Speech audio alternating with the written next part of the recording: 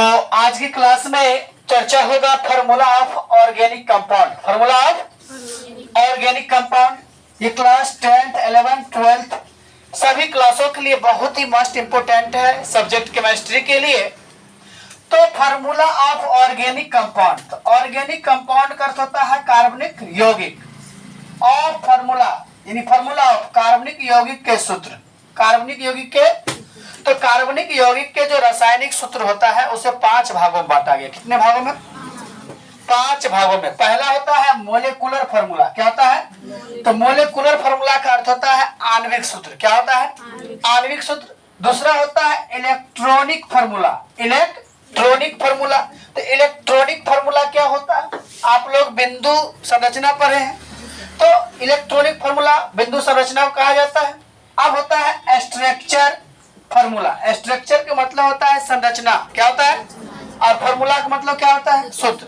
अब देखिए यहाँ पर देखिए रैशनल, क्या है? रैशनल फार्मूला, इसको कहते हैं युक्ति सूत्र। क्या कहते हैं? युक्ति सूत्र कहते हैं। और लास्ट जो है आपका 3 डायमेंशनल फार्मूला, 3 डायमेंशनल, इसको कहेंगे हम लोग त्रिविमीय सूत्र। क्या कहेंगे? तो हम लोग एक एक करके चर्चा करते हैं, एक एक करके चर्चा करते हैं। पहला मोलेकुलर फार्मूला क्या है, इलेक्ट्रॉनिक फार्मूला क्या है, स्ट्रक्चरल फार्मूला क्या है, रेशनल फार्मूला क्या है, 3 डायमेंशनल फार्मूला क्या है। एक एक करके अगर हम लोग चर्चा करेंगे तो समझने में कोई कठिनाई नहीं होगा। तो आप लोग पहले इसे नोट कर ले, उसके बाद मैं एक एक फार्मूला को, एक एक पॉइंट को परिभाषित कर उसका एग्जाम्पल के माध्यम से आप लोग को समझाऊंगा। नोट कीजिए। तो अब हम लोग जानेंगे मोलेकुलर फार्मूला। मोलेकुलर फार्मूला का मतलब होता है आणविक सूत्र। कौन सूत्र? तो आणविक से कहीं ना कहीं अणु इंडिकेट होता है, अणु दर्शा रहा है ना। तो अब यहाँ पर देखिए किसी कार्बनिक यौगिक, किसी कार्बनिक यौगिक, तो कार्बनिक यौगिक मतलब जो कार्बन से बना हो। किससे बना हो? तो किसी कार्बनिक यौगिक के एक अणु में उपस्थित, एक अणु में उपस्थित सभी तत्वों के परमाणुओं की संख्या, जितने भी तत्व होंगे उसके परमाणुओं की संख्या को दर्शाने वाले सूत्र को आणविक सूत्र कहते हैं। क्या कहते हैं?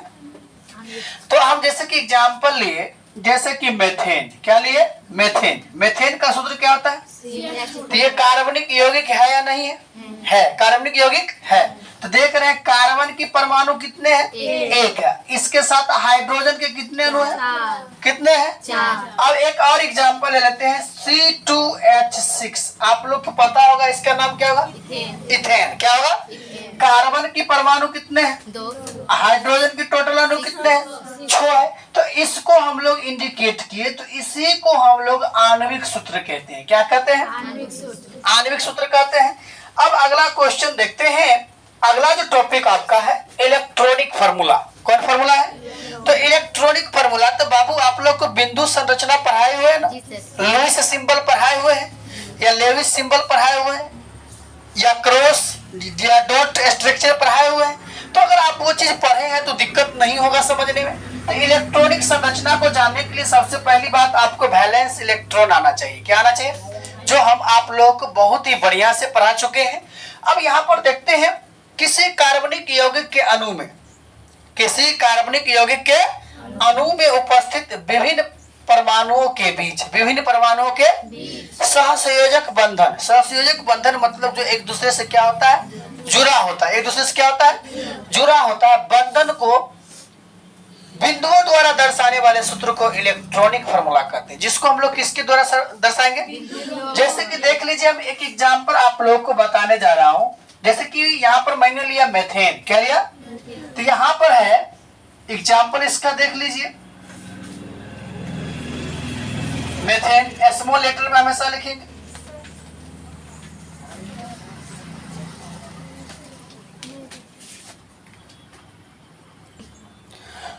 ऊपर नहीं दिख रहा है, नीचे देखते हैं। मीथेन, मीथेन का सूत्र क्या होता है? CH4। CH, बताइए कार्बन की परमाणु संख्या कितना होता है? कितना होता है? 6 होता है। कितना होता है? 6 होता है। इसको वैलेंस इलेक्ट्रॉन निकालते हैं। 1s2 2s2 और 2p कितना हो? ये दो दो कितना होगा? 4 होगा। आपको पता है पी में अधिकतम इलेक्ट्रॉन की संख्या कितना होता है? 6 होता है। और एस में अधिकतम, तो पी पूर्ण रूप से भरा हुआ नहीं है, तो इसकी बड़ी कक्षा कौन है? एस है। तो इससे ये क्या करेगा? जुड़ जाएगा। तो दो दो कितना होगा? ये हुआ इसकी वैलेंस इलेक्ट्रॉन। क्या हुआ? अब हाइड्रोजन की वैलेंस इलेक्ट्रॉन निकालते हैं। हाइड्रोजन की परमाणु संख्या तो 1s कितना होगा? अधिकतम इलेक्ट्रॉन की संख्या कितना है? इसकी वैलेंस इलेक्ट्रॉन कितना होगा? अब हम क्या करते हैं? मीथेन का स्ट्रक्चर बनाते हैं। क्या बनाते हैं? स्ट्रक्चर। स्ट्रक्चर देख लीजिए। स्ट्रक्चर कार्बन 1 है और हाइड्रोजन कितने हैं? 4 है। ये तो आपका स्ट्रक्चर फॉर्मूला हो गया। अब इसको हम लोग बिंदु संरचना में इसी को बनाएंगे। तो सबसे पहले क्या कर दिए थे? स्ट्रक्चर हो गया ना। अब हम क्या करते हैं? इसको हम मिटा देते हैं। अब देखिए कार्बन के वैलेंस इलेक्ट्रॉन कितना है? तो इसको हम लोग यहाँ पर स्पष्ट किए हैं। इसे बिंदु या क्रॉस चिन्ह से क्या करते हैं?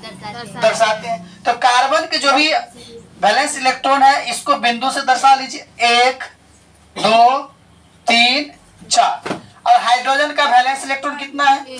इसको क्रॉस से ले लीजिए। 1 2 3 4।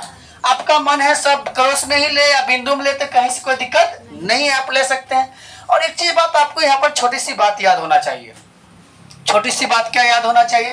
तो प्यारे बच्चों, आपको पता है कि कार्बन हाइड्रोजन एक ऐसा तत्व है जो केवल द्विष्टक निर्माण करता है। क्या निर्माण करता है?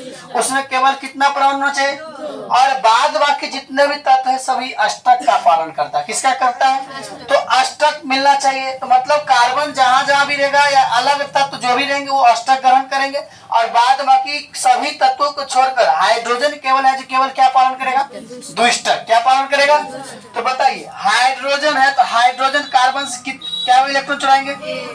ये भी कितने चुराएंगे? ये भी कितना लेंगे? ये भी कितना लेंगे? तो सभी हाइड्रोजन में दो दो परमाणु हो चुके हैं, दो दो बिंदु हो चुके हैं। अब कार्बन के खोजना है। किसका खोजना है? तो कार्बन के पर्सनल कितने हैं? 1 2 3 1 2 3। तो अब क्या करेगा? 8 पुराने के लिए तो 4 और चाहिए। इस हाइड्रोजन से 1 2 3 4, इस हाइड्रोजन से एक एक ले लेगा सभी से, तो 4 और 4 कितने हो जाएगा? तो कार्बन अष्टक हो गया। तो इस प्रकार की जो संरचना होगा उसी को हम लोग इलेक्ट्रॉनिक संरचना कहते हैं। क्या कहते हैं? कहीं से कोई दिक्कत? आप लोगों को समझ में आ गया होगा बहुत ही बढ़िया से। तो आप इसे फास्ट में नोट करें।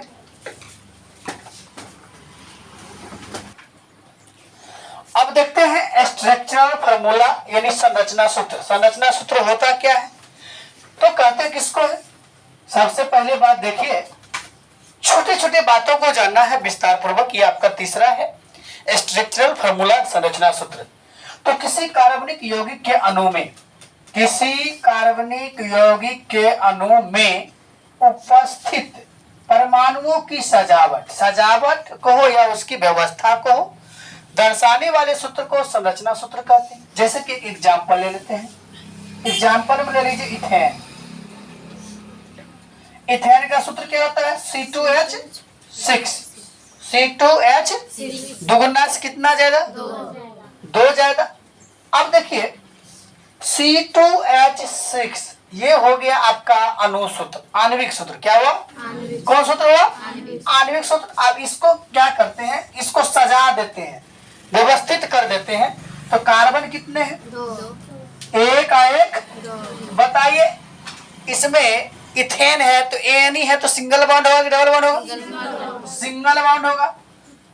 1 2 3 1 2 3 1। हाइड्रोजन यहाँ पर होगा।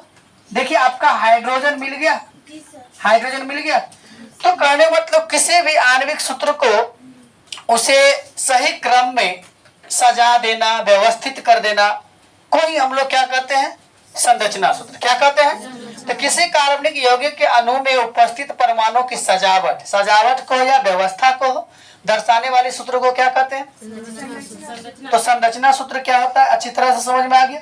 इससे पहले आप लोग पढ़े भी थे, अब एक एक करके पढ़ रहे हैं, एक एक पार्ट को खोलकर पढ़ रहे हैं। अब अगला है रेशनल फार्मूला। रेशनल, तो रेशनल फार्मूला को क्या कहते हैं? युक्ति सूत्र। क्या कहते हैं? आप लोग शॉर्टकट बुझते हैं? शॉर्टकट डिस्टेंस और डिस्प्लेसमेंट समझते हैं, तो वही है ही नहीं। तो संरचना सूत्र जो होता है, जैसे कि मान लीजिए आपका जो है संरचना सूत्र क्या है, संरचना सूत्र देख लीजिए, यही है ना, इथेन का संरचना सूत्र यही होता है। और इसको हम लोग शॉर्टकट लिखेंगे, क्या करेंगे, संक्षिप्त। इस कार्बन के साथ कितने हाइड्रोजन है, तो CH, और सिंगल बॉन्ड, फिर इसके साथ क्या है, CH।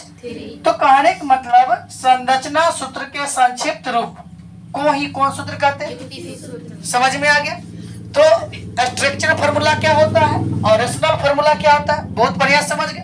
जिसको हम लोग शॉर्टकट में लिखेंगे, उसके संक्षिप्त रूप में लिखेंगे, उसी को कहेंगे युक्ति सूत्र, क्या कहेंगे, और इंग्लिश में क्या बोलेंगे, रेशनल फार्मूला, क्या बोलेंगे। समझने में कहीं इसको दिक्कत, नोट कीजिए। तो अब देखते हैं पांचवा है आपका 3 डायमेंशनल फार्मूला। 3 डायमेंशनल, तो त्रिविमीय सूत्र या त्रिविमीय सूत्र कहते किसको है, तो संरचना सूत्र को जब जो भी संरचना सूत्र आपने पढ़ा, मेथेन का, इथेन का, जो भी आप पढ़े हैं, जब आकृति में दर्शाया जाता है, अगर इस टाइप के फॉर्म में हम उसे दर्शाएंगे तो ये इसका आकृति बन गया, क्या बन गया, तो आकृति के रूप में दर्शाना ही क्या कहलाएगा, त्रिविमीय सूत्र। मतलब संरचना सूत्र को यदि हम आकृति में व्यक्त करेंगे, दर्शाएंगे, तो उसी को क्या कहेंगे, त्रिविमीय सूत्र। तो आज की क्लास यहाँ पर संपन्न हुआ। आपने ऑर्गेनिक कंपाउंड के कार्बनिक यौगिक के कितने सूत्र होते हैं, 5 सूत्र होते हैं, एक एक करके जाना, समझा।